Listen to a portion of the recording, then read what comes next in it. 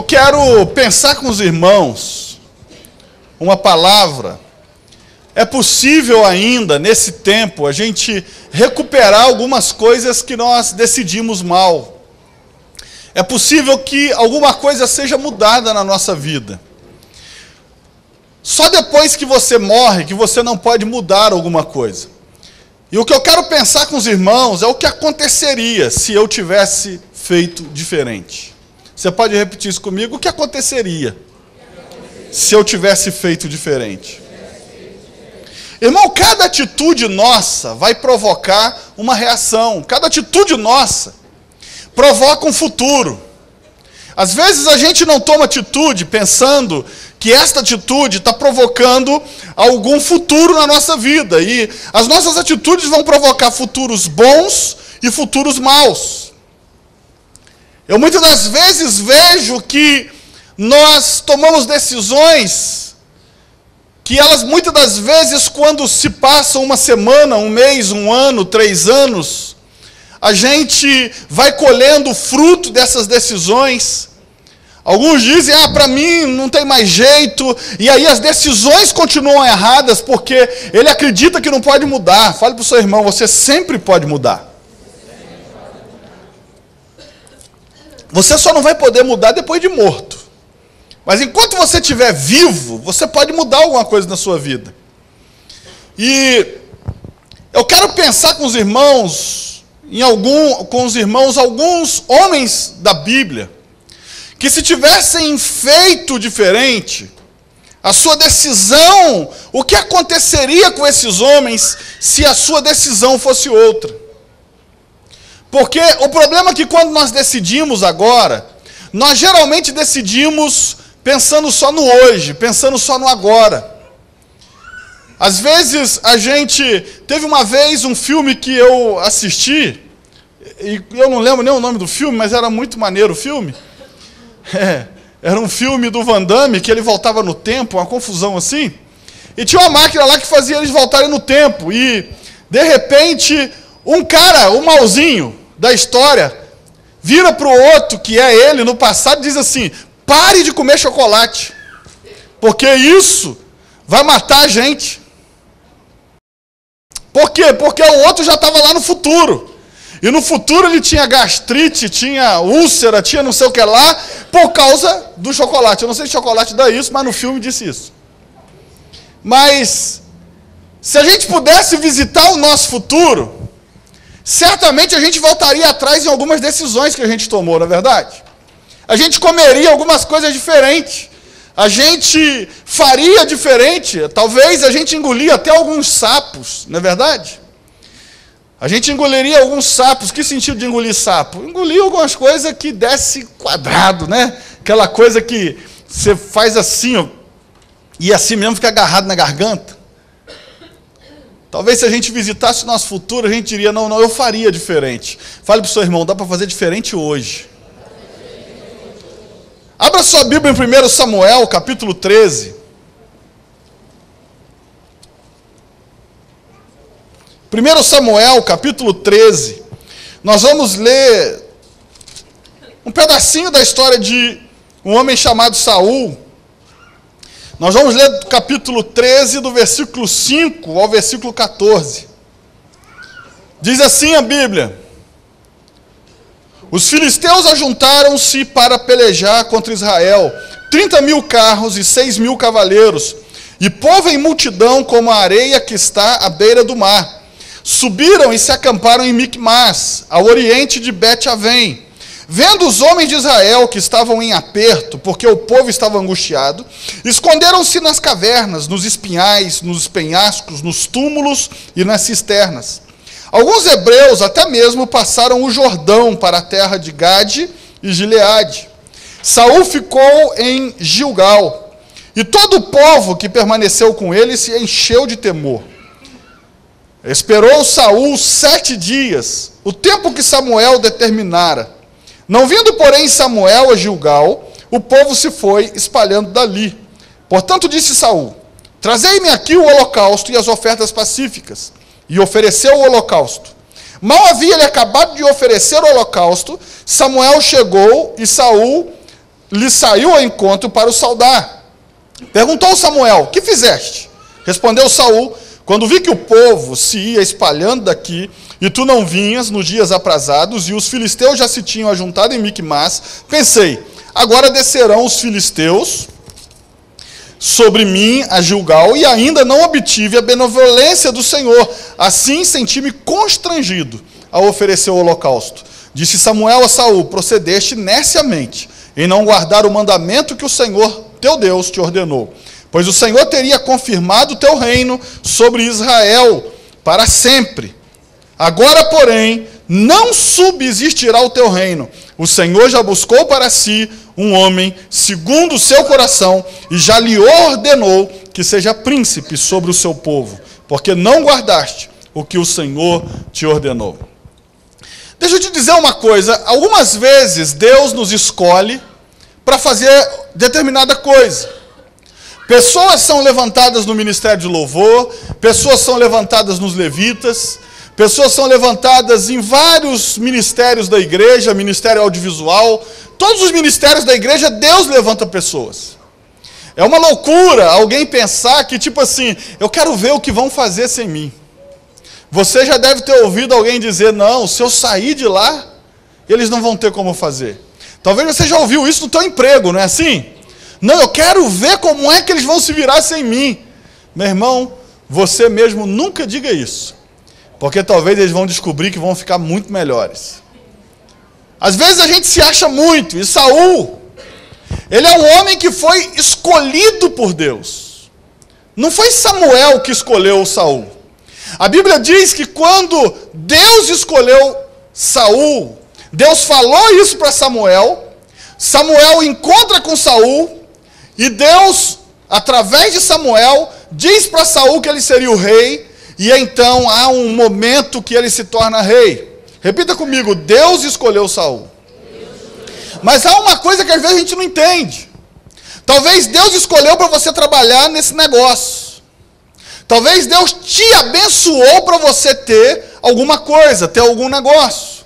Talvez Deus abriu aquela porta para que você trabalhasse naquela empresa. E às vezes a gente não entende e a gente pensa: por que Deus está deixando acontecer isso comigo? Se eu jejuei e eu orei, e foi Deus que abriu essa porta. Algumas vezes nós vamos ver, como hoje, como nessa mensagem que diz o que aconteceria se a decisão fosse outra. Ou seja, como é que seria se a gente fizesse diferente? Às vezes a gente olha e diz assim: ah, se eu não tivesse casado com aquele traste daquele homem. Mas será como seria se você tivesse casado com aquele que parecia o príncipe encantado? Talvez você estaria casando com o cavalo do príncipe sem saber. Ia tomar coice todo dia. Às vezes a gente fica se pensando. Agora, uma coisa é verdade: a gente pode mudar hoje. Agora, cada atitude que a gente toma hoje reflete no futuro, talvez não seja agora. E Saul, talvez também, porque isso para bem e para mal. Uma decisão errada de agora nem sempre afeta o teu presente. Uma decisão errada pode ser mal interpretada como bênção de Deus. Por exemplo, a pessoa faz alguma coisa, não acontece nada com ela, então ela pensa: eu tomei a decisão certa, talvez daqui 2 anos aconteça alguma coisa e ela veja, não valeu a pena ter feito aquilo. E o problema é que Saul começou a tomar algumas decisões erradas na vida dele. Ele foi contra algumas coisas que Deus ordenava. Ele, por exemplo, na vida dele, no reinado dele, houve um tempo que Deus mandou destruir todos os amalequitas, ele poupou o rei e o melhor do rebanho. Fale para o seu irmão: não existe 99% de obediência. Você sabia disso, irmãos? Não existe assim, ele é quase obediente. O que é um quase obediente? É o quê? Um desobediente. Não existe um quase obediente. 99%. Se você olhar para esse homem chamado Saul, ele foi 99% obediente. Ele ainda comenta isso com Samuel, quando ele volta, que ele não mata o rei, mas mata todos os outros. Ele vira para Samuel e diz: eu fiz o que Deus mandou, eu só deixei um vivo. Ou seja, ele cumpre 99,99% da ordem. E Deus falou assim: por que você desobedeceu? Fale para o seu irmão: Deus é Deus de 100%. Ele não quer que você obedeça ele 99,9%. Ele não quer que você obedeça 90%. A bênção de Deus está quando você obedece 100%. E Samuel vira para ele e diz: por que você desobedeceu? A ordem não era essa. Não, mas eu matei todos, só deixei o rei vivo. Não existe quase obediente para Deus. 99% de obediência para Deus se chama desobediência. Saul, ele tomou algumas decisões que foram complicando a vida dele. E a vida até do próprio reino. Por causa do zelo dele com a casa de Deus, ele matou gibeonitas. E eles não podiam matar, havia uma aliança de Josué com eles. E a Bíblia ainda diz: no zelo dele com a coisa de Deus, com as coisas de Deus. Aí a gente olha para esse homem Saul, e agora ele chega num estágio onde ele vai perder o reino dele. Foi esse texto que você leu. O que aconteceria com Saul se a atitude dele fosse diferente? Ele seria confirmado no reino. É só você olhar o versículo 14. Versículo 13 diz: o Senhor teria confirmado o teu reino sobre Israel para sempre. Preste atenção numa coisa, irmãos: quantos de nós estamos perdendo a bênção no último? Muitas das vezes nós estamos perdendo a vitória no último minuto. Por uma simples coisa: a gente acha que agora pode ser desse jeito. Quando a gente olha para esse homem, qual é o primeiro problema deste homem? A Bíblia diz que Saul tinha combinado em vir 7 dias. Esperou Saul 7 dias, o tempo que Samuel determinara, não vindo, porém, Samuel ofereceu o sacrifício. A Bíblia diz que ele acaba de oferecer sacrifício, quem é que chega? Samuel. Ou seja, Samuel chegou no tempo combinado, só que chegou lá no final do tempo. É como se fosse hoje, a gente combinasse: ó, até domingo a tua bênção vai chegar. A gente desiste 11h50 e a bênção ia chegar às 11h55 da noite. Foi isso que aconteceu com Saul. O profeta combinou, falou: eu vou chegar no 7º dia. Esse Saul achou que o profeta não errou. Há um texto em 2 Crônicas 20 que diz: e pela manhã cedo se levantaram, e ele disse: ó Judá, e vós moradores de Jerusalém, crede no Senhor vosso Deus, e estareis seguros. Crede nos seus profetas e prosperareis. Repita comigo: crede no Senhor vosso Deus, e estareis seguros. Crede nos seus profetas e prosperarei. Sabe qual que é o problema? O problema de Saul, o primeiro problema de Saul, que ele deveria tomar uma decisão diferente. Ele não creu no profeta. Ele não confiou no que o profeta disse.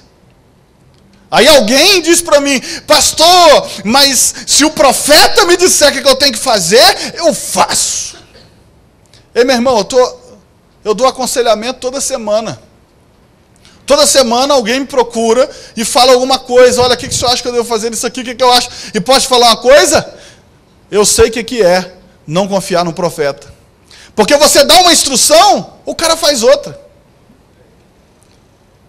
A pessoa vem querendo uma coisa, vem dizendo uma coisa, mas aí ela faz uma totalmente diferente. Às vezes eu vejo, num dos aconselhamentos, a pastora Raquel estava comigo, às vezes você vê a cara de decepção da pessoa quando você aconselha. Porque a pessoa, na verdade, não está procurando um conselho, ela está procurando alguém que dê força. Ela está procurando alguém que concorde com aquilo que ela está fazendo. O problema de Saul era simples. O problema de Saul é que ele não confiou no que o profeta falou. Irmãos, eu te digo uma coisa: se você pedir um conselho para um homem de Deus, siga-o, senão nem pergunta.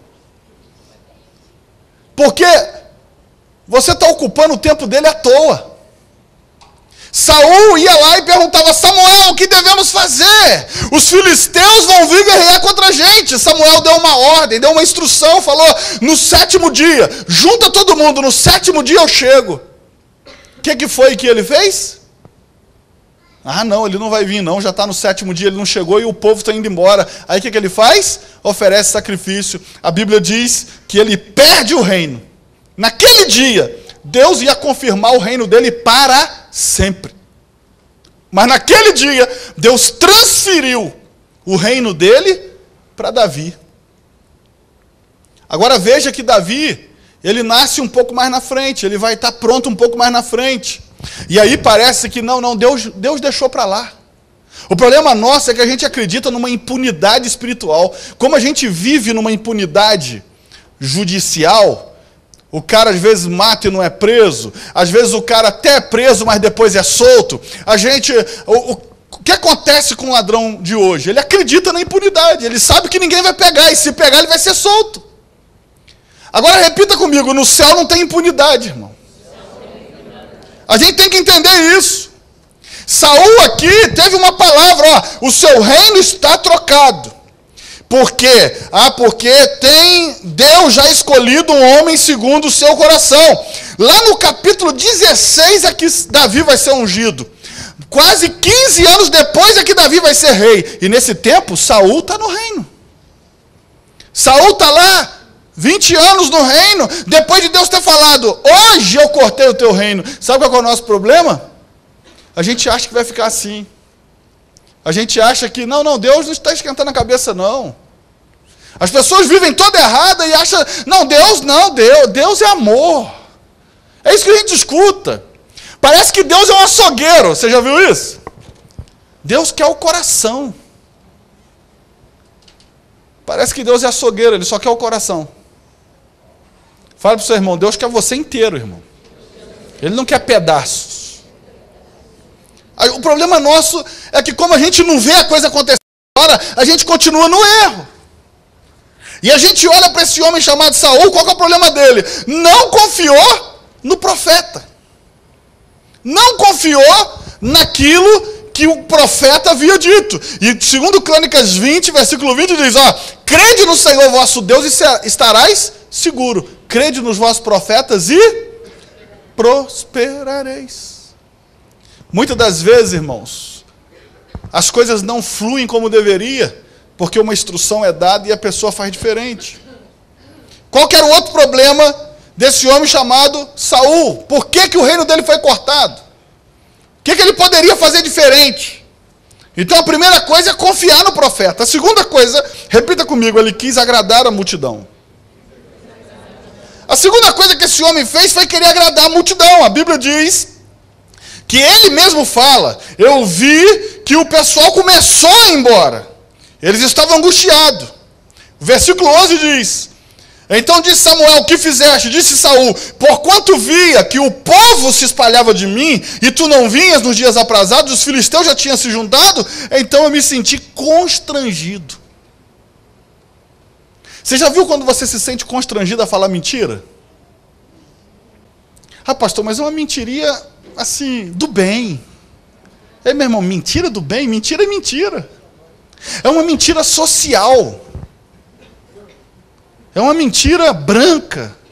Muitas das vezes, a gente se prende nas nossas próprias palavras, e aí inventa uma mentira para cobrir a outra, e para sustentar a outra, e fica preso naquele manharado, e a vida fica travada, irmão.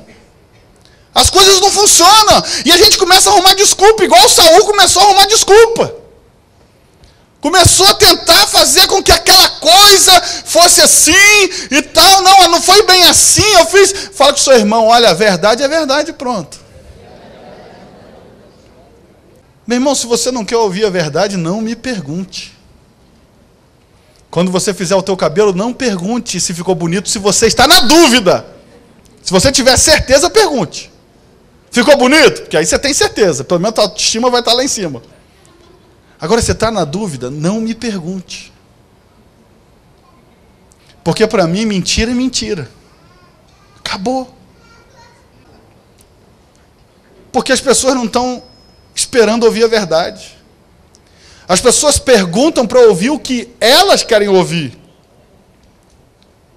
Estava dando consultoria numa cidade aí essa semana, fui numa empresa. Fui contratado por uma empresa de Minas e depois fui para Friburgo ver uma outra empresa deles. Quando eu cheguei lá, eu falei, ó, cuidado com aquele cara, viu? Falei, você desfaz o negócio com esse cara. Eu dando a consultoria, falei, desfaz o negócio. Ele falou, por quê? Porque eu nem fiz uma conta. Esse cara falou que eu ensinei muita coisa para ele. Eu só fiz uma conta e foi pela metade. Meu irmão, preste atenção numa coisa. O problema é que o diabo coloca pessoas para você ouvir coisas que você está querendo ouvir que o outro não te fala. Aí parece que quem está te falando a verdade está sendo o seu inimigo. E quem está te falando aquilo que a gente quer ouvir está sendo o seu amigo. Meu irmão, amigo não é aquele que fala o que você quer ouvir. Amigo é aquele que fala o que você precisa ouvir. Quando Davi estava falando, Senhor, me livra dos meus inimigos. No salmo seguinte ele diz, no versículo seguinte, ele diz, aqueles que me lisonjeiam com os lábios, mas desejam a minha morte. A gente olha para Natan, ele vai lá e fala para Davi, olha, Deus está contigo, faz isso aí.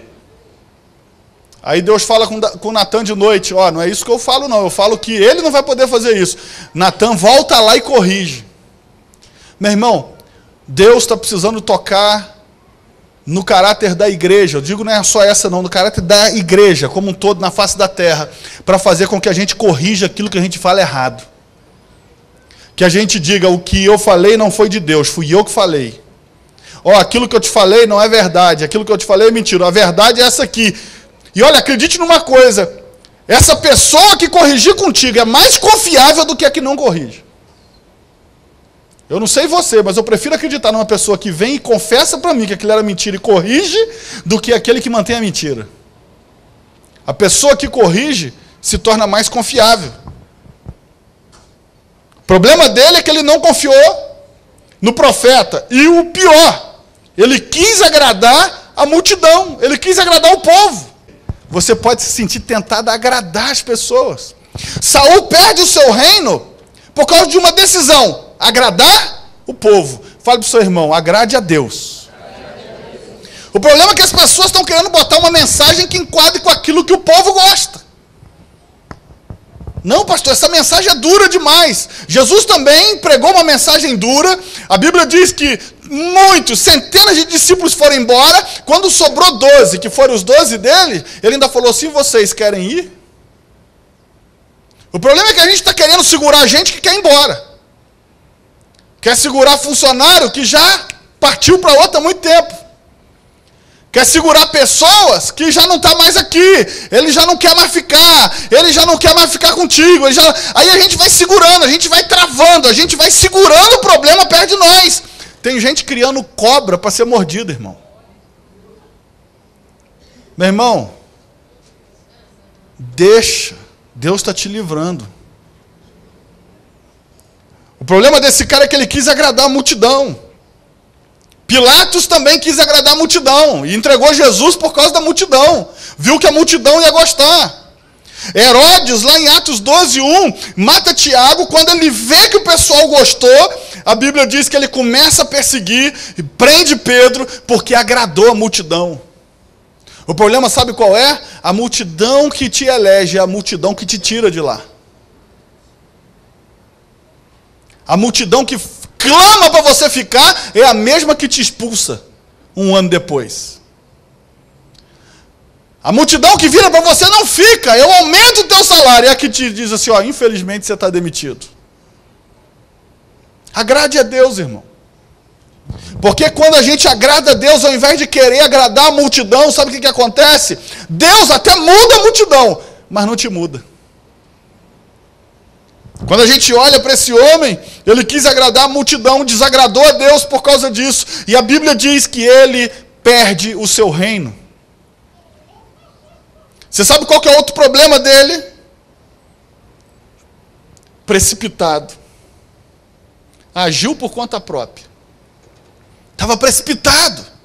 O povo está indo embora, eu preciso agradar este povo. Aí ele toma uma atitude errada em cima da precipitação. Repita comigo, não posso ser precipitado. O problema é que, como dizia a avó do pastor Luísio, é que ele está viajando, ele chega aí terça-feira. Apressado, come cru. Não é assim? Que você aprendeu quando você era criança pequena em Barbacena? Apressado, come cru. Quando a gente olha para Saul, Saul perde um reino porque é apressado. Ele perde um reino porque se precipitou. Muitas pessoas têm se precipitado e têm perdido as coisas. Pense numa coisa, irmão, não decida por hoje, decida pelo futuro. Não seja pressionado a decidir por hoje, decida pelo futuro. O problema é que a gente só olha aqui, esquece de olhar lá na frente. E Deus, quando faz as coisas, Ele não está olhando só o aqui, Ele está olhando lá na frente. Ele sabe quem você vai conhecer, Ele sabe qual vai ser as portas que vão se abrir, e por isso a decisão não pode ser só no agora, tem que ser no depois. A Bíblia fala em Gênesis 26, que houve um tempo na terra que Isaac estava, que havia uma fome terrível. Qual era a decisão dele? Igual a de Abraão. Sabe o que era? Ir para o Egito. Um anjo aparece para ele e diz, não desça ao Egito. Havia fome, havia seca na terra, a terra não produzia nada. E a Bíblia diz, porque ele obedeceu, ele plantou naquela terra seca, e a terra deu 100 por 1. Esse é o nível da obediência, meu irmão. Até aquilo que é estéril se torna frutífero, porque você ouviu e obedeceu a voz de Deus. Nós temos que aprender a obedecer. Talvez na precipitação de Abraão, o que ele fez? Ele voltou. Ele volta, por quê? Porque aqui não vai dar, mas quando ele recebe a notícia, não volte, embora a terra esteja seca, ele não se precipita. Muita gente está se precipitando, muita gente está perdendo as coisas por precipitação, e aí é levado a tomar decisões, a fazer coisas que lá na frente vai consumir o teu futuro. Fale para o seu irmão, não seja apressado. Então a gente olha, se a decisão, o que aconteceria com a decisão desse homem se fosse outra? Se ele não quisesse agradar o povo, se ele não fosse precipitado, se ele confiasse no profeta, Deus teria confirmado o reino dele. Agora deixa eu te falar uma coisa, Saul é aquele que foi escolhido por Deus, e algumas pessoas não entendem isso. O mesmo Deus que escolheu Saul, foi o mesmo Deus que nesse texto rejeitou Saul. E eu vou te lembrar uma coisa que há muito tempo eu não falo aqui. Deus não muda de ideia. Deus não muda. A Bíblia diz que Ele não tem variação.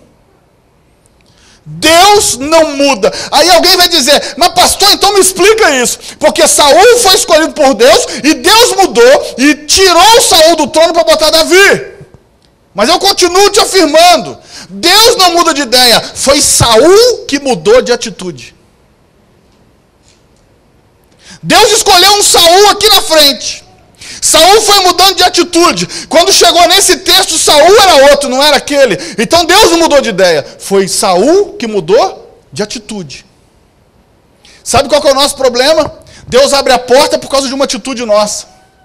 Deus muda a história por causa de uma atitude nossa. Aí a gente muda a nossa atitude. E aí fala, eu não entendo por que Deus fechou essa porta. Não, Deus não entende é porque nós é que mudamos de atitude. Às vezes Deus levanta uma pessoa, seja no ministério de louvor, seja na igreja, seja no teu trabalho, seja onde for, e aí você é abençoado, você é visitado por Deus, Deus abre as portas, e aí as coisas começam a ir mal, e Deus mudou de ideia. Deus nunca muda de ideia, é a gente que muda de atitude. Repita comigo, Deus nunca muda de ideia, somos nós que mudamos de atitude. Então, meu irmão, por isso a Bíblia em Apocalipse fala assim, volte às primeiras obras. Quando as coisas estão meio agarradas na minha vida, você sabe o que eu faço? Eu começo a ver como eu estava fazendo e como eu estou fazendo agora. Quanto tempo eu estava investindo de oração, de Bíblia, de leitura e tal, e quanto que eu estou... Por quê? Porque Deus não muda. Eu é que mudo. E se eu mudar, eu provoco atitudes diferentes de Deus. Então, antes de começar a dizer, o diabo está furioso, ei, o diabo sempre estará furioso. Como disse Karl Pierce lá, o dia que eu estava com ele almoçando, ele falou o seguinte: tem gente que gasta tanto tempo combatendo o povo de Deus, que não tem mais tempo para combater o diabo. Aí o cara não mudou de atitude. Não, eu não sei o que aconteceu na minha vida, pastor. Mas antes ele era um servo de Deus, aquele cara que estava com Deus e quebrava o pau mesmo. Agora não, agora ele está combatendo a igreja. Mudou de atitude.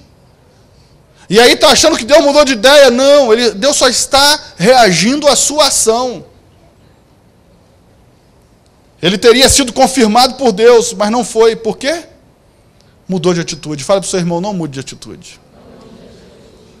Você pode melhorar a sua atitude. Agora, cuidado para você não piorar. E aí eu volto em Apocalipse. Está dando alguma coisa errada? Volte às primeiras obras. Veja de onde você parou. Porque, meu irmão, em algum momento da nossa vida deu certo, não deu?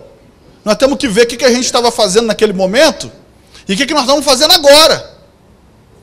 E voltar às primeiras obras, para que volte a dar certo. Para que volte a bênção de Deus. Quer ver outro homem? Abra sua Bíblia em Gênesis, capítulo 25. Outro homem que nos ensina isso. Gênesis, capítulo 25, versículo 29. Gênesis 25, versículo 29. Você achou? Diga amém. Diz assim a Bíblia: e Jacó cozera um guisado, e veio Esaú do campo, estava ele cansado. E disse Esaú a Jacó: deixa-me, peço-te comer desse guisado vermelho, porque estou cansado. Por isso se chamou o seu nome Edom. Então disse Jacó: vende-me hoje a tua primogenitura. E disse Esaú: eis que estou a ponto de morrer, e para que me servirá logo a primogenitura? Então disse Jacó: jura-me hoje. E jurou-lhe, e vendeu a sua primogenitura a Jacó. E Jacó deu pão a Esaú, e o guisado de lentilhas, e ele comeu e bebeu, e levantou-se, e foi. Assim desprezou Esaú a sua primogenitura. Atenção comigo. Se eu estou querendo pensar o que aconteceria se a decisão fosse outra, a de Saul a gente já entendeu. Se as decisões dele fossem outra, ele teria sido confirmado no reino. Agora, e Esaú? Se a decisão de Esaú fosse outra, o que teria acontecido com ele? Ele seria um dos patriarcas. Sabe como é que a Bíblia ia se referir? Deus de Isaac, Deus de Jacó, Deus de Abraão, Deus de Isaac e Deus de Esaú. Se a decisão dele não fosse a de desprezar o seu direito de primogenitura, não seria o Deus de Abraão, de Isaac e Jacó. Seria o Deus de Abraão, Isaac e Esaú. Ele era o direito dele. Mas, irmão, aprenda uma coisa. Você não vai ter as coisas por causa do seu direito. Você não vai ter as coisas porque é direito meu, pastor. Eu tenho o direito disso. Meu irmão, no reino do céu é um pouco diferente disso. No reino do céu não é o seu direito, é porque você chegou primeiro, é porque aconteceu assim, não. No reino do céu existem princípios. E se você não cumprir esses princípios, você não vai chegar no resultado que aquele princípio promete. E o que Esaú fez, embora tivesse o direito de ter sido um dos patriarcas, ao invés de Jacó, se torna ele.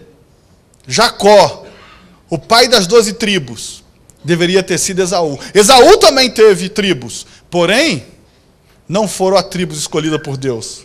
E qual que é o problema? Qual foi o problema de Esaú? Primeira coisa, supervalorizar os problemas. Repita comigo, supervalorizar os problemas. Olha só, a Bíblia diz que ele chega cansado do campo, encontra Jacó preparando um guisado, e ele fala, Jacó, me dá aí um pouquinho dessa comida. Aí Jacó fala, não, me vende primeiro o seu direito de primogenitura. E a Bíblia diz que ele fala, eu já estou a ponto de morrer mesmo, para que adianta isso tudo?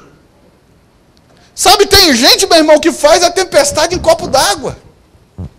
Tem gente que tudo dela é pior. Aliás, ela quer ser pior. Não, eu estou com uma gastrite. Não, é porque você não sabe como é que dói uma úlcera. Não, mas eu estou com úlcera. Mas o meu já está quase virando câncer. Porque o dela é pior. Tem gente que precisa ser o pobre coitado.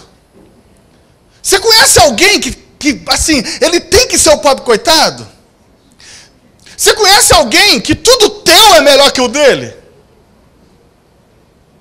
Eu conheço uma pessoa que até o meu sabonete é melhor que o dela. Nossa, esse sabonete é tão bom. Eu falei, isso aí é aquele de 45 centavos. E a pessoa não acredita. Eu não sei quanto é que custa o sabonete, né? Hã? Eu botei muito barato, 1,20. Você viu que eu entendo tudo de compra, né?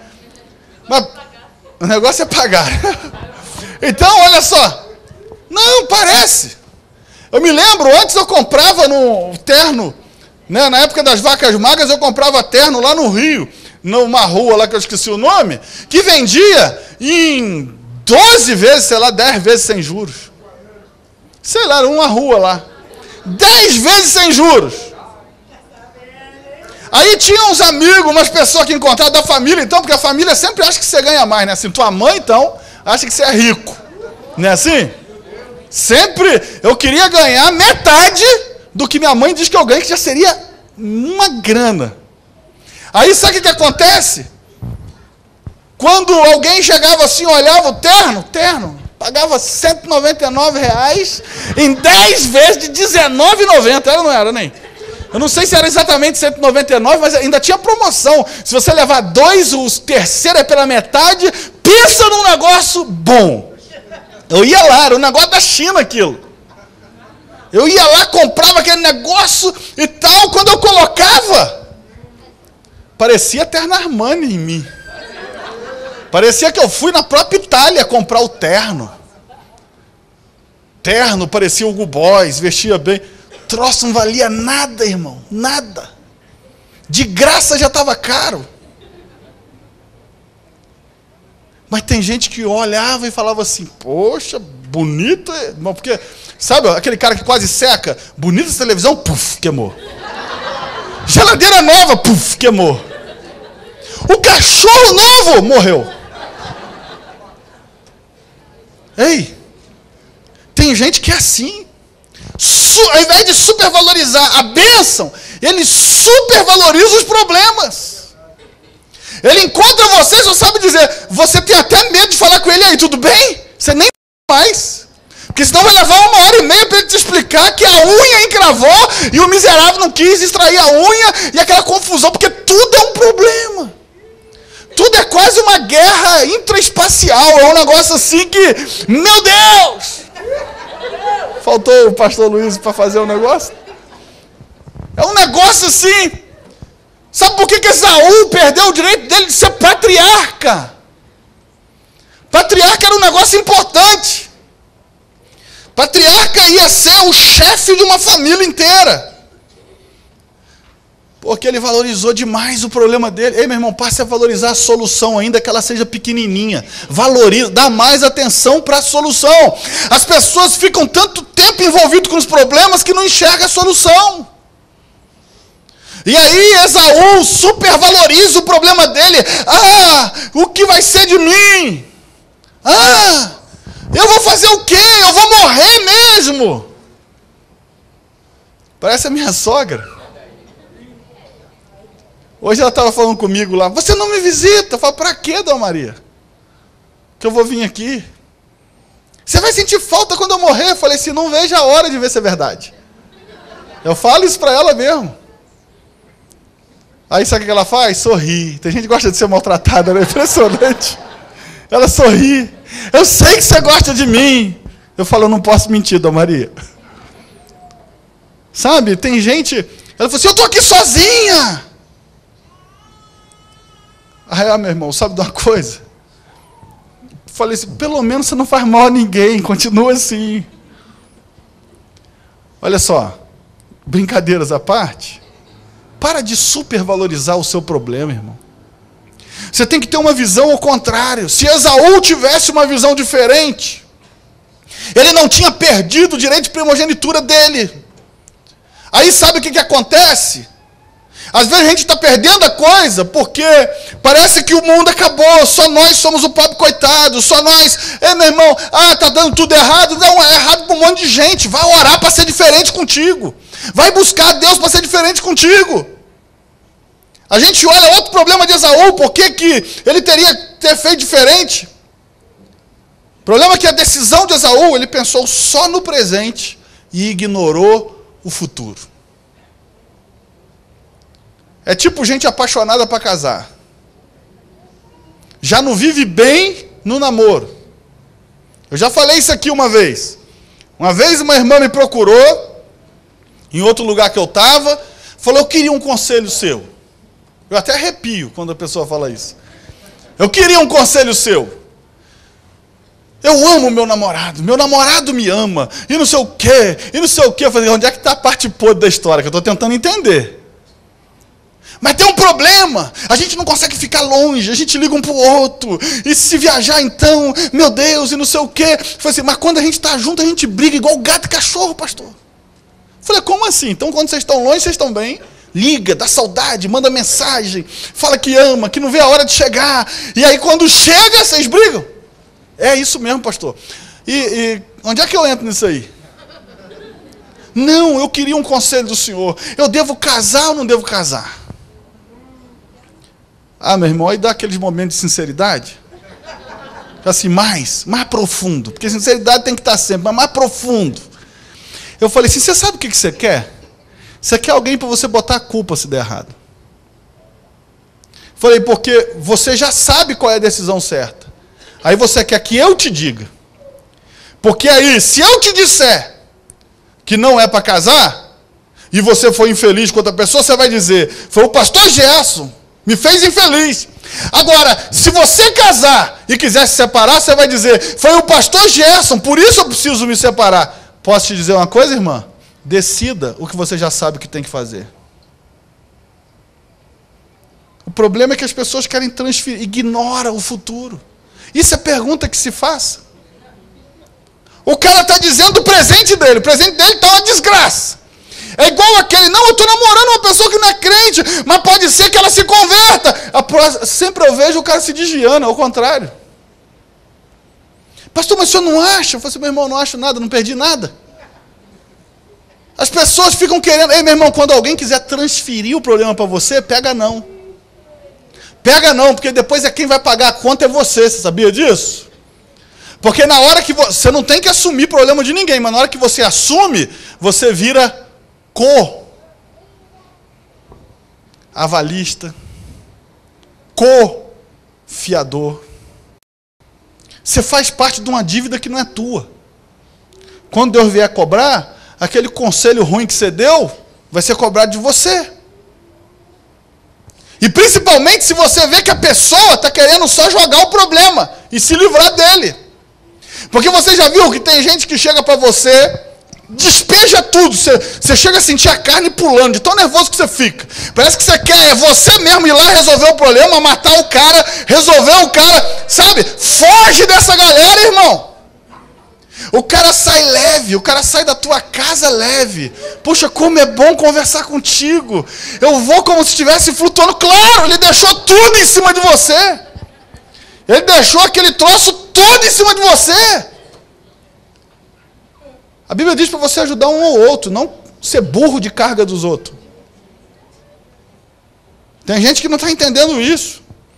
E quando Esaú vai tomar a sua decisão, ele pensa no seu presente, ele esquece que vai ter um futuro. Tem gente que decide hoje como se fosse morrer semana que vem. Tem gente que compra hoje como se o mundo fosse acabar segunda-feira. Aí ele sai, não, eu preciso disso. Meu Deus, como é que eu vou ficar sem isso? Tipo Esaú, eu vou morrer sem isso. Olha que eu não acusei ninguém, hein? Nenhuma classe. Só estou dizendo que tem gente que às vezes faz isso. Aí, como ele toma a decisão no presente, esquecendo que vai ter um futuro, aí ele compra em 60 prestações. Ele compra em 120. E aí esquece que ele vai viver 120. Fale para o seu irmão, tome a decisão pensando no presente. Mas não se esquecendo que existe um futuro. Sabe qual que é o outro problema? Para mim é um dos piores problemas de Esaú. Não era de palavra. Repita comigo, Esaú não era de palavra. Você sabe onde é que eu te provo isso? No dia que Esaú vai dizendo para Jacó, para Isaac, me dê a bênção, eu sou o primogênito. Meu irmão, desde quando ele vendeu para Esaú, ele já não era mais o primogênito. Meu irmão, Deus não ia aprovar um engano. Grave isso. Não é pelo fato de Jacó ter enganado Esaú, que Deus faria, como ele passou a perna em Esaú, eu vou ter que derramar a bênção da primogenitura sobre Jacó. Por que Deus deu a bênção da primogenitura para Jacó? Não foi porque Jacó enganou Esaú, foi porque Jacó comprou de Esaú. Porque o pessoal desce o porrete em Jacó, mas esquece de botar Esaú no sal nesse caso aqui. Porque Esaú sabia que ele tinha vendido e foi passar a perna em Jacó dizendo, me dê a minha bênção da primogenitura. Deus nunca deixaria a bênção descer sobre Jacó se Jacó não tivesse o direito, mas ele comprou. Aí sabe o que eu olho aqui para Esaú nessa hora? Ele não era de palavra. Ele sabia que ele tinha vendido para Jacó, mas como Isaac não sabia, ele foi tentar pegar o que não era dele. Problema é que a gente está perdendo a bênção na hora que a gente quebra as nossas palavras. Sabe, meu irmão, às vezes a gente tem que, se for necessário, padecer, mas honrar aquilo que foi combinado. Me lembro uma vez, muitos anos atrás, eu tinha um carro a diesel. E esse carro a diesel, quando eu vendi, sabe aquelas coisas que só acontecem contigo? Acontece comigo também. Eu vendi o carro porque eu estava duro, que nem coco. Era uma caminhonete cabine dupla diesel. Há um ano atrás, a pessoa que tinha me vendido ela tinha feito motor, estava nova. Entreguei o carro para o cara que eu vendi. Não deu um mês. Sabe o que aconteceu com o motor? Bateu. Se pagar um motor de um carro a gasolina é caro, imagina de um carro a diesel. Meu irmão, aquilo custou tão caro que eu lembro do valor até hoje. Isso aí eu estou falando mais ou menos do ano de 2000. Por aí, 2002. Sabe quanto custou naquela época fazer um motor daquele do carro que eu tinha? R$7.000. Naquela época. Hoje eu não sei nem quanto seria. Meu irmão, eu já vendi porque eu estava duro. Eu já vendi porque eu estava precisando de dinheiro. Quando o cara me ligou dizendo que o motor bateu, eu achei que ele estava brincando comigo. Falei, conserta aí. Porque eu achei que o cara estava brincando. Mas quando ele falou, não, já estou falando sério. Eu falei, não, está brincando comigo. Não, eu estou aqui no Rio, bateu, tem que botar no reboque. Eu falei, não, tu está de brincadeira, esse carro está com motor. Eu levei o cara no cara que fez, quer dizer, que o outro tinha dito que fez. Quando eu vi que bateu mesmo, eu falei, olha, cara, então pode mandar fazer que eu vou pagar. Aí parece que o Espírito Santo teve pena de mim, tocou no cara, ele falou assim, não, então nós vamos dividir. Mas eu tive que pagar metade. Sabe o que aconteceu alguns anos depois? Esse cara teve um problema familiar e precisava de alguém para orar por ele. Sabe de quem que ele lembrou? De mim. Me chamou lá dentro da casa dele. Eu pude pregar para ele. Pude falar de Deus para ele. Porque lá no passado, eu honrei com a minha palavra com ele. Você está entendendo isso, meu irmão? Fale para o seu irmão, a tua palavra tem mais poder do que você imagina. problema é que a gente fala, não, mas qualquer um faz isso. Fala para o seu irmão, você não é qualquer um. Sabe, a gente tem que entender que a gente não é qualquer um não, irmão. Se todo mundo faz, é problema deles, você é diferente. Ah, mas é assim, não, com você é diferente. Para a gente encerrar, abra sua Bíblia em 2 Reis, capítulo 13, versículo 14. Eu quero só te mostrar mais uma pessoa, dentro da palavra de Deus, que se tivesse agido diferente, tinha tido um resultado extraordinário, um resultado maravilhoso. 2 Reis, capítulo 13, versículo 14, até o versículo 19.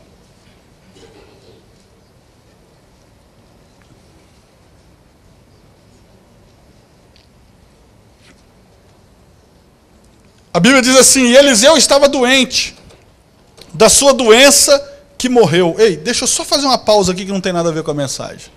A Bíblia está dizendo uma coisa, e Eliseu estava doente, da sua doença que o quê? Que morreu. Ele não foi curado da doença nesse capítulo aqui.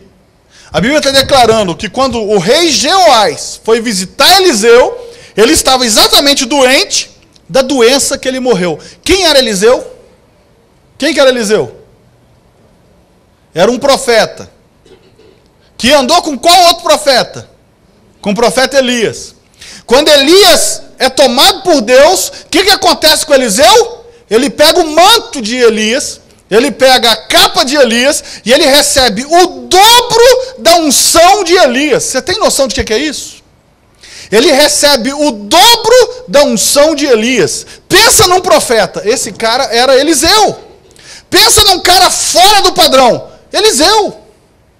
Um cara que tinha poder extraordinário, Eliseu, o dobro da unção de Elias. Mas olha como é que o texto começa. E Eliseu estava doente da doença que morreu. Me explica como Deus deixa um cara desse morrer doente. Você tem explicação para isso? Nem eu. Sabe por quê? Deus é Deus. Porque a gente está querendo explicação demais, irmão. Deixa a Bíblia aberta aí, que tem que fazer essa vírgula aqui. Porque a gente está querendo que Deus explique muita coisa. Você não vê em momento nenhum Eliseu questionando, apesar de todo o poder, de toda a obediência de Eliseu. Eliseu, você olha ele foi certo. Você olha para Elias teve uns deslizes. Qual foi? Ele disse, basta, eu não sou melhor do que os meus pais. Elias virou e disse, olha, eu cansei, eu parei, eu não quero mais fazer isso. Agora a gente olha para Eliseu tem o dobro da unção de Elias. A gente não vê problemas na vida de Eliseu, mas no entanto, Elias foi tomado. Eliseu morreu doente. Eliseu teve poder para curar reis. Eliseu tinha tanto poder nele, que quando ele foi enterrado, alguém caiu nos ossos dele e ressuscitou. Caiu nos ossos, que já estavam lá na terra. Sabe o que eu quero te dizer, meu irmão? Você não está acima de todas as coisas, não importa o que você seja. Deus não tem obrigação de fazer nada na nossa vida, Ele faz porque nos ama. A gente não tem o direito de orar e dizer, Senhor, por que está acontecendo isso? Porque parece que a gente virou Deus e Deus virou servo. A gente acha que Deus não tem o direito de fazer assim na nossa vida. E a gente olha para Eliseu nunca questionou a doença que ele estava. Morreu, deve ter orado para ser curado, deve ter tido conflitos, pensando, puxa, como é que eu oro pelas pessoas, elas são curadas e eu não sou? Eu não sei, mas uma coisa eu sei, meu irmão, Deus, Ele é soberano em todas as coisas, nas coisas boas que acontecem na nossa vida, nas coisas ruins. Eu não sei se Eliseu plantou isso, a Bíblia não diz, mas uma coisa eu sei, meu irmão, a gente tem que começar a aceitar a soberania de Deus em todas as áreas da nossa vida. Eu não estou falando de você virar um cara que vai falar, não, deve ser Deus que está querendo isso. Eu não estou falando isso, você sabe que eu creio num Deus que muda as coisas, que transforma as coisas. Eu tenho dito para você, não aceite as coisas na tua vida como se fosse normal, lute, brigue, vai para o jejum, vai para a oração, para que essa coisa mude. Agora não ache que Deus tem a obrigação de fazer. Não ache que, não, comigo tinha que ser diferente. Não, com Eliseu. Eu lendo o texto, com Eliseu tinha que ser diferente. E não foi. Então pegue isso de Eliseu e diga, Senhor, do mesmo jeito que Eliseu morreu e o Senhor não quis curar, teve um rei chamado Ezequias que o Senhor curou. Mesmo ele não sendo profeta, mesmo ele não tendo unção de Elias, então faça comigo como o Senhor fez com Ezequias. Passe a orar direito, irmão. Pare de botar Deus na parede. Você sabe por que o diabo não quer que você conheça a Bíblia? Porque senão você vai orar melhor. E se você orar melhor, você vai conseguir tocar o coração de Deus. E o diabo não quer que você toque no coração de Deus. Por isso o diabo quer nos manter na ignorância bíblica. Ele quer que a gente afronte Deus. Ele quer que a gente desafie Deus. Ele quer que a gente vire para Deus e diga, o Senhor é injusto. Mas ele não quer que a gente veja textos como esse na Bíblia, que mostra que apesar de toda a justiça de Deus, ele tem os motivos dele para fazer as coisas. Guarde uma coisa, o importante é que o dia que você e eu morrermos, não importa como fomos nessa vida, nós vamos lutar para ser o melhor nessa vida. Mas se não formos, o importante é que nós temos lugar seguro em Deus para ir depois da morte. O importante é que quando você e eu morrermos, nós vamos fechar os nossos olhos. Por que a gente tem medo da morte? Nós temos medo da morte porque a gente não sabe como é morrer. Você sabia que eu também tenho medo de morrer? Eu não tenho agora, porque ninguém está com uma arma em cima da minha cabeça. Agora eu sou valentão. Se eu morrer, eu vou ver Jesus. Se eu morrer, eu vou ver os anjos. Bota uma arma na cabeça do valente. Aí você vai ver ele soltar as frangas. Não, por favor, misericórdia. Ah, meu Deus, Senhor. Já viu aquelas pegadinhas que a câmera fica escondida? Aí vai passar um negócio lá, aí o cara solta a franga lá? É assim. Ei, meu irmão, bota uma coisa na tua cabeça. Tem explicação bíblica. Por que eu e você temos medo da morte? Não tem enquanto o avião não está caindo. Quando ele começar a cair, aí tem. Porque a Bíblia diz lá em Gênesis que nós fomos feitos para viver eternamente. Morrer foi um acidente. Morrer foi um acidente. Adão pecou, Eva pecou, e a morte entrou na jogada. E o nosso corpo não foi feito para morrer. No original lá, não foi feito para morrer. Aí a gente não aceita a morte. Até a morte dos outros a gente fica, não devia ter morrido. Já viu isso? Para quê? Morreu tão novo, 255 anos. Morreu tão novo, coitado. Por quê? Porque a gente não aceita a morte, meu irmão. A morte é um intruso na terra, grave isso. A morte é um intruso que não deveria fazer parte da terra, mas por causa do pecado entrou. Porque a Bíblia diz que o salário do pecado é a morte, mas o dom gratuito de Deus é a vida, e a vida eterna. Então, se de repente Deus não te der aquilo que você quer, lembre-se daquilo que Ele já te deu e seja grato. Não brigue pelo que Ele não te deu, mas agradeça pelo que você já recebeu. O problema é que a gente fica olhando o que a gente não tem e esquece de agradecer e orar para guardar aquilo que a gente já tem. Sabe quando é que a gente dá valor para a saúde? Quando perde. Mas enquanto tem, ninguém cuida dela. Estou pregando para mim também, tá, irmão? Esses dias, quem lembra da coluna aqui? Só quando dói.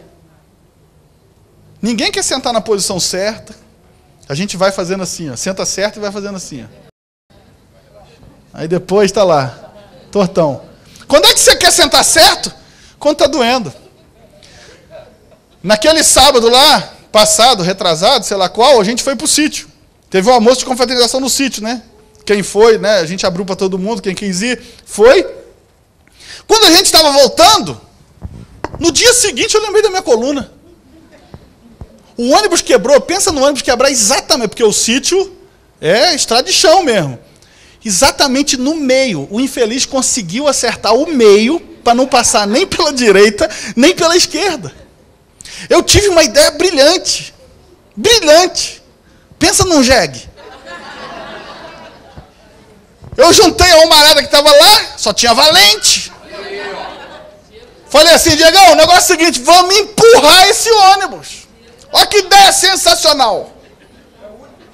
Aí alguém riu, vocês vão empurrar esse ônibus? Vamos, tem homem aqui. Macho demais. Juntou lá, eu, Diego, mas quem, Diego? Diego foi pro volante, malandro pra caramba, né? Alguém tem que se dar bem na história. Mas aí a turma lá, quarto Diego. A turma lá, foi lá. Meu irmão, eu parecia que estava empurrando a minha sogra. Eu botei toda a força do mundo na minha mão. Como a bicha pesa, meu irmão. E parecia minha sogra, não sai do lugar, não adianta empurrar. Juntou aquele monte de gente, a gente empurrava, e eu botei pressão. Eu não fiz de brincadeira, não. Meu irmão, eu fiquei pensando assim, caramba, cara, por que eu não sou o Hulk? A gente conseguiu mover ele um pouquinho. Conseguimos botar pior do que estava, a verdade é essa. A gente teve que entrar mais na valeta do que se tivesse deixado um lugar para a gente entrar na valeta. Mas tudo bem, saímos de lá, super-heróis. Empurramos, nem que seja 50 centímetros, o ônibus. Entramos no carro. Chegamos em casa, tomamos banho, ficamos tranquilos, deitando. No outro dia de manhã, eu descobri que eu tinha coluna. E está doendo até hoje. O problema, sabe qual é? A gente só dá valor quando dói. Ao invés da gente correr no início, a gente corre no final, quando já não tem mais jeito. Nosso problema é que a gente está chorando muito por aquilo que Deus não nos deu.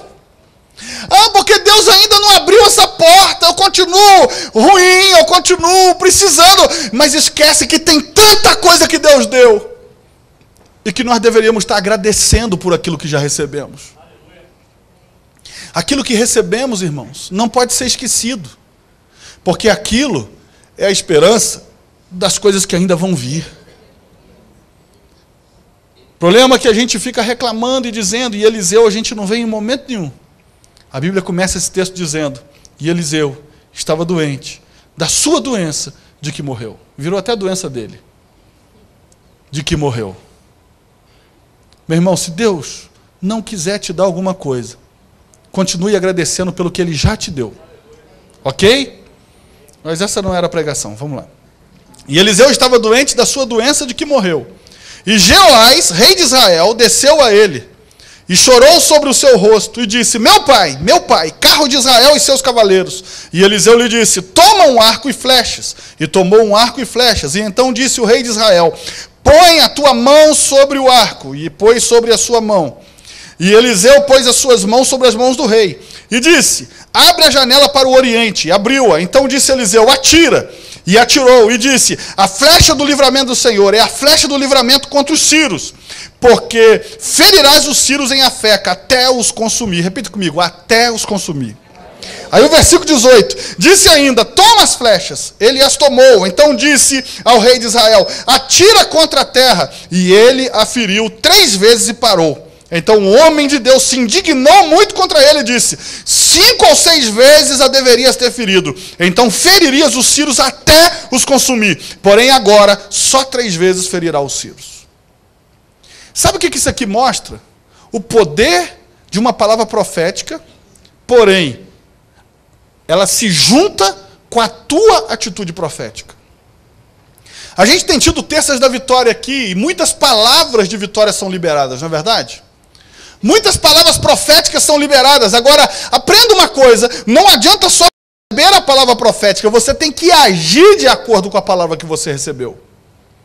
O problema é que os crentes estão acomodados, ele recebe a palavra profética e fica tranquilo. Não, agora Deus falou que vai fazer, eu estou tranquilo. E Joás recebe uma palavra profética, nada mais, nada menos do que Eliseu.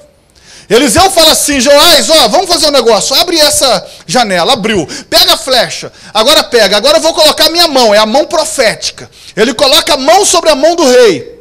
E olha que o cara estava doente, olha que poder. A mão sobre a mão do rei. Quando ele atira, fala assim, ó, atira a flecha, atirou. Falou assim, ó, esta é a flecha do livramento. Você vai ferir os sírios até destruí-los. Ele relaxou. Ele ficou tranquilo. Deus já abriu a porta. Ó, glória a Deus. Deus já fez. Ó, e Deus enviou o anjo. O problema é que às vezes a gente recebe a revelação, ó, Deus enviou o anjo à frente de você. Aí o anjo está na frente, mas você para, o anjo para. É à frente de você, significa que você vai ter que continuar indo, porque o anjo está indo na frente.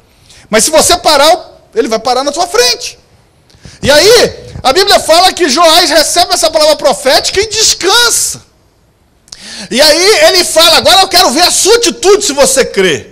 O que Eliseu manda fazer depois é justamente ver se ele creu naquilo que foi liberado. E ele diz, agora pega a sua flecha, atire no chão. A Bíblia diz que ele pega só 3 flechas e eu fico imaginando o desânimo dele. Atira 3 flechas e para. Eliseu fica irado. E Eliseu fala, tá vendo? Agora você não vai conseguir destruir totalmente. Se você tivesse descarregado 5 ou 6 flechas, você teria destruído. Por que 5 ou 6? Provavelmente era o que tinha na aljava. Tinha um limite que cabia ali, naquele negócio. Que ele puxava a flecha. Ele não descarregou tudo. Porque ele descansou na promessa. Ei, meu irmão, pare de achar que você não faz parte da promessa. A gente acha assim, não, Deus já fez a promessa, eu não preciso fazer mais nada. Ei, meu irmão, continua. Porque Deus vai usar você e mais quem precisar para liberar a promessa, mas você tem que estar envolvido nisso. Qual foi o problema de Joás? Ele não creu totalmente. De duas uma, ou ele descansou demais, ou ele não creu totalmente. Se ele tivesse crido, talvez ele descarregasse tudo. Qual o outro problema dele? Parou no meio. Tem gente que começa e não termina nada, irmão. Não, eu vou fazer um curso ali de não sei o quê. Quando você encontra com ele, aí como é que está o curso? Não, parei. Ah, eu vou começar a estudar ali, eu vou fazer isso, não sei o quê, não sei o quê, não sei o quê. Aí você encontrar com ele, e aí, como é que está o negócio lá? Ah, parei. Não, eu estou começando um negócio, eu estou fazendo um negócio assim, todo empolgado, eu vou ficar rico. E aí, um ano depois, você encontra com ele, e aí, como é que está? Não, parei. Você já viu, tem gente que para na metade. A metade parece que virou o limite dele. Ei, meu irmão, você tem que ir até o fim. A gente tem que começar a aprender a caminhar até o fim. A gente tira a conclusão no meio. A gente fica assim, não, eu acho que não é bem isso, eu acho que não é bem aquilo. Ei, vai até o fim que você vai ver se é aquilo. Fale com o seu irmão, você está proibido de parar no meio. E o outro problema dele é que ele não agiu conforme a promessa. Irmão, posso dar exemplo de que é agir conforme a promessa? Às vezes Deus usou um homem de Deus, uma mulher de Deus para você e disse, você vai ser um cantor. Aí o cara não tem espelho em casa e nem ouvido. Aí o cara continua cantando mal o resto da vida, não faz aula de canto, não procura alguém que lhe fale a verdade, porque ele vai perguntar para quem gosta dele. Não pergunta para sua mãe. Sua mãe sempre vai achar você bonitinho, porque ela lembra da figura de bebê, não é nem agora, não consegue te ver agora. Ela só vê, é como se fosse a fotografia do bebê, então ela continua dizendo, não, você é lindo. O cara é uma forma de fazer carranca, mas para ela continua sendo, para ela continua sendo um bebê. Meu irmão, pergunte para alguém que vai te falar a verdade. Pergunte aí, o que você achou? Cantei bem? Só por favor, não pergunte para mim não. Arruma outro para te falar a verdade. Mas olha só, o cara chega, não, eu fiquei magoado. O pastor falou que eu canto mal. Mas Deus vai mostrar para ele, o dia que eu estiver lá no topo, no dia que eu estiver entre as das mais pedidas da melodia, e da El Shaddai, pediu o quê? Para parar de tocar? O dia que... Não, ele vai ver. Ei, meu irmão, o problema é que a gente não está fazendo nada com a promessa que recebeu. Deus fala que vai te levar, que vai fazer, e você não age de acordo com aquilo. Não, olha, pastor, Deus me falou um negócio fantástico. Ele vai me levar para as nações. Lindo. E acredito. Você já começou a fazer inglês? Porque o padrão nas nações é inglês. Entendeu o que é agir de acordo com a promessa? Não, pastor, Deus me deu, olha que bênção. Deus usou ali um vaso. Lembra do vaso? Deus usou ali um vaso. E o vaso disse que eu vou ganhar um carro. Que eu vou conseguir comprar meu carro. O que é agir de acordo com a promessa? Tira a carteira de motorista, irmão. Não, mas eu vou esperar chegar primeiro. Ah, porque você está duvidando, é isso? Você está entendendo? As pessoas recebem palavras proféticas e não agem de acordo com a promessa. Tantas palavras Deus tem liberado. Deus liberou uma palavra profética para o rei Jeoás, mas ele não agiu de acordo com a palavra. Ele não agiu de acordo com a promessa. Meu irmão, se Deus falou para você que Ele vai te usar em alguma área, se prepara para aquela área. Estuda mais sobre aquilo, se prepara mais, se faz curso mais, se prepara. Por quê? Porque senão a promessa nunca vai se cumprir. Porque Deus não é maluco. Deus não vai colocar uma pessoa, não, olha, você vai ser um grande isso ou aquilo. Ei, meu irmão, Deus falou para Davi, Davi, o Samuel, vai lá e derrama azeite na cabeça de Davi, porque ele vai ser rei. Aí, ele pega lá e derrama azeite, consagra Davi rei, lá na sua idade de 15, 16, 17, e lá, em volta daquilo dali, e leva 13, quase 15 anos para o cara ser rei. Porque Deus prometeu, Deus ungiu, Deus marcou, mas existe uma escola para que aquilo se cumpra. Davi passou por um processo. Deus deu um sonho para José. José ia ver os seus irmãos, todos se curvando diante dele. Mas havia um processo. Levaram-se 22 anos para que os irmãos se curvassem diante dele. E qual foi o ensinamento que ele precisava ter? É que não podia matar os irmãos dele no tempo que ele pudesse agora matar. E a forra, e na vingança. Meu irmão, existem promessas que só vão se cumprir quando a gente tirar algumas tralhas de dentro do coração. Você entendeu isso? José nunca ia poder encontrar com os irmãos dele na altura que José estava, se ainda tivesse um negócio chamado rancor, ódio, vingança. Sabe por que a gente não recebe a justiça de Deus? Porque os crentes oram pedindo justiça e o coração está pedindo vingança. E aí Deus não faz vingança, Deus vai fazer justiça. Aí ele diz que Deus não agiu na causa dele.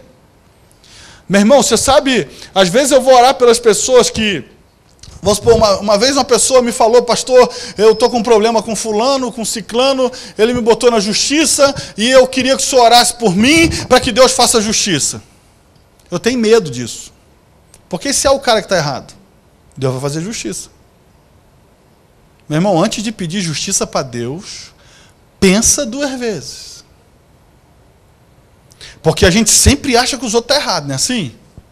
A gente sempre acha que o fulano é que está errado, ele é que está errado comigo. E aí sabe o que acontece? A gente ora, cheio de autoridade. Senhor, faça justiça na minha vida. Aí o cara entra em tribulação, porque Deus está fazendo justiça. Está absolvendo o outro, que ele queria que condenasse, e está colocando na casa do oleiro o cara que pediu justiça. Você sabe geralmente o que eu faço? Eu não estou falando que eu sou mais santo, não. Estou falando que eu só conheço a Bíblia. Só isso. Eu não fico pedindo a Deus para fazer justiça, não, irmão. Vai que eu estou errado. Eu estou falando sério. Porque se eu pedir justiça e Deus fizer e eu tiver errado, a chapa vai esquentar para o meu lado. Sabe o que eu falo? Tenha misericórdia de nós, Senhor. Porque aí se eu tiver errado, eu vou ter misericórdia também, você entendeu? Ora direito, irmão. Às vezes a gente está falando, é o diabo que está fazendo. Não, é a tua oração que está te pegando. A tua oração que está contra você. O problema é que a gente se acha certo demais. E a gente olha, e a gente não age, voltando para cá, a gente não age de acordo. A gente acha que agora Deus vai dar o jeito dele. Deus vai dar o jeito até onde o jeito é dele.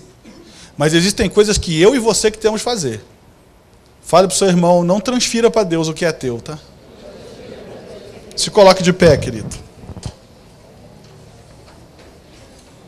A verdade é uma coisa. Se a gente olhar para a Bíblia toda, a gente poderia olhar textos que vão falar o que aconteceria se a decisão fosse outra. O que aconteceria se Eva não tivesse comido aquele fruto proibido? O que aconteceria se Raquel não tivesse furtado o ídolo do seu pai? Se Ananias e Safira não tivessem mentido para Deus? Se Jonas não tivesse saído do propósito de Deus? Agora é muito fácil apontar dentro da Bíblia o que aconteceria se essas pessoas tivessem sido diferentes. Mas o que eu quero perguntar ao final da mensagem é: o que é que eu e você podemos fazer diferente para que o nosso futuro seja mudado? Talvez você entrou aqui e tem pessoas que te magoaram profundamente. Pessoas que só de saber do nome delas você já fica com ódio. O que eu quero te dizer: você pode mudar a história da sua vida com atitudes novas hoje. Você não precisa nem de chegar amanhã. Talvez existem pessoas que te fizeram mal. É verdade, elas te fizeram mal. Não é mentira sua, é verdade sua. Mas o que aconteceria se você liberasse essa pessoa hoje no seu coração? Uma coisa eu posso dizer: a sua vida ia ser muito mais fácil. Meu irmão, eu não me canso de dizer isso. Tem pessoas que estão prisioneiras das outras. Elas, antes de ir numa festa, perguntam: fulano vai estar? Vai. Então eu não vou. Sabe quem fica prisioneiro? Aquele que não perdoa. Ele é que está prisioneiro. O que não perdoa é que vira escravo do outro. Sabe, meu irmão, muita coisa poderia ser diferente? Poderia. Tem coisas que você não pode voltar atrás mais. Tem coisa que acabou. Tem coisa que não tem como você voltar. Mas existem coisas que você pode mudar hoje. Você pode voltar a falar com pessoas que foi o diabo que colocou intriga entre você e essa pessoa. Porque talvez ele descobriu que essa pessoa ia ser a pessoa que ia te ajudar lá na frente. E às vezes você não sabe disso. Acredite numa coisa: o diabo é quem coloca todo esse tipo de coisa no nosso coração, para que a promessa de Deus não se cumpra, como não pôde se cumprir na vida do rei Joás. Feche os seus olhos. Eu não sei se há alguma coisa na sua vida que você possa fazer diferente a partir de hoje. Não sei se há alguém que você precise perdoar. Não sei se há alguém que você não consegue olhar para essa pessoa. Eu não sei nem se algumas coisas podem ser consertadas, mas existem coisas que podem ser. Feche os seus olhos e comece a pensar agora. Peça ao Espírito Santo que te mostre se há alguma coisa que precisa ser removida da sua vida. Alguma coisa que te pesa ainda. Se há alguma coisa que você precisa mudar hoje, em alguma área, coloque a mão no seu coração onde você está e eu vou orar por você.